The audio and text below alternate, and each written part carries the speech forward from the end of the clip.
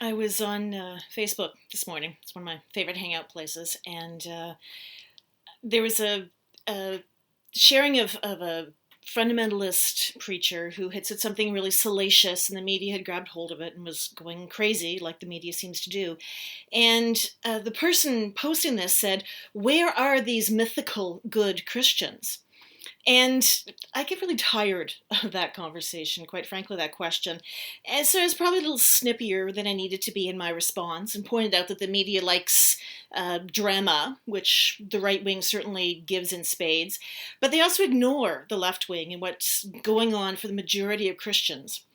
And I thought the question was really quite potent today.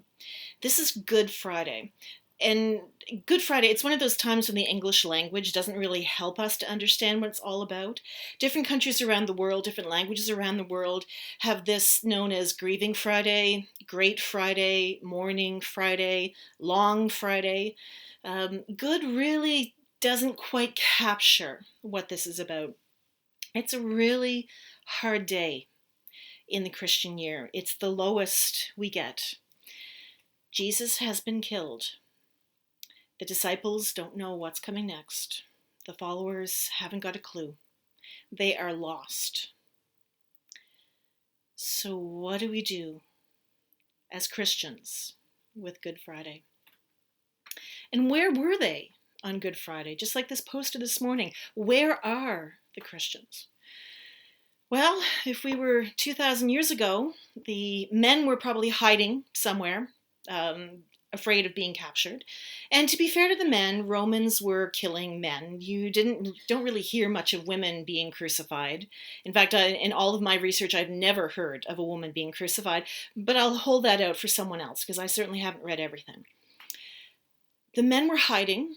A lot of the women, as we're told in the gospel this morning, were standing at a distance on the hill, watching. And the women watching is something that has always struck me.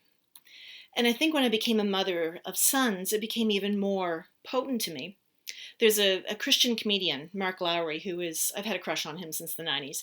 Fantastic comedian, fantastic evangelist.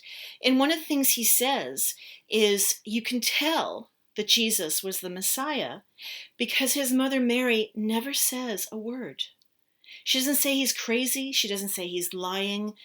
She just stands there and mourns with everybody else. How great a witness of this mother who was told 3 odd decades before that her child was God incarnate, and now she's watching his execution. I can't imagine what that must be like. I never want to experience what that must be like, although there's mothers across the world who have had that experience with her. Where are the Christians this morning? Well, like the first disciples, like the men, we're in hiding. We're in hold up. We're in isolation. We're lost from each other. We can't even get comfort from each other because the world is not open right now. Where are the Christians this morning? They're like the women, standing at a distance.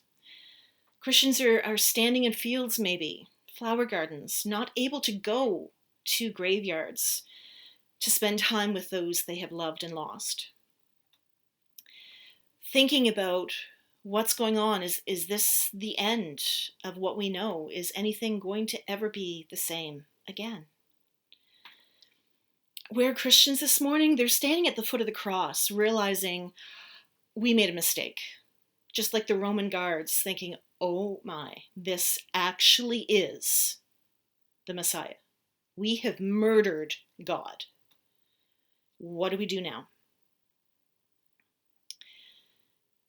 Where are the Christians this morning?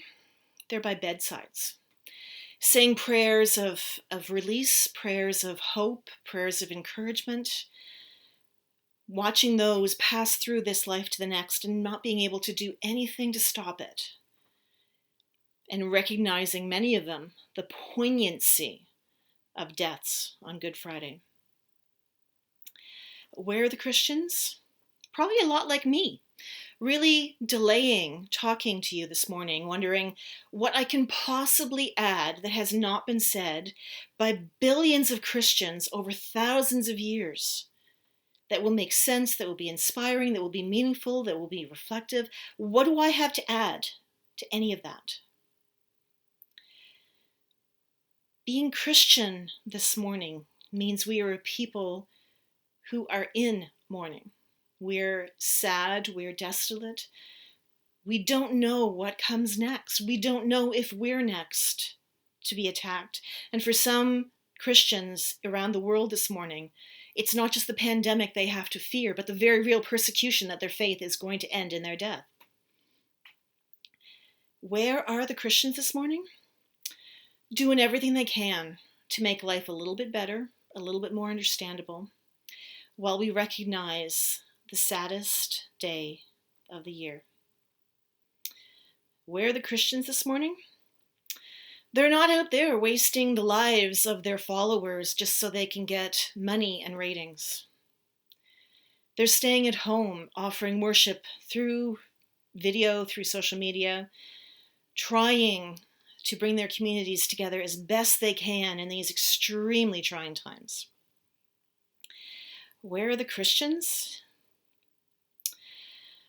Well, probably reflecting a lot more on how this Good Friday is a whole lot more like the Good Friday 2,000 years ago than anything we've ever experienced. And this day, it's okay to be sad and to wonder what's going to come next.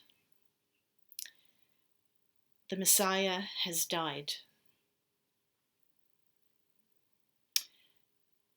Where do we go from here?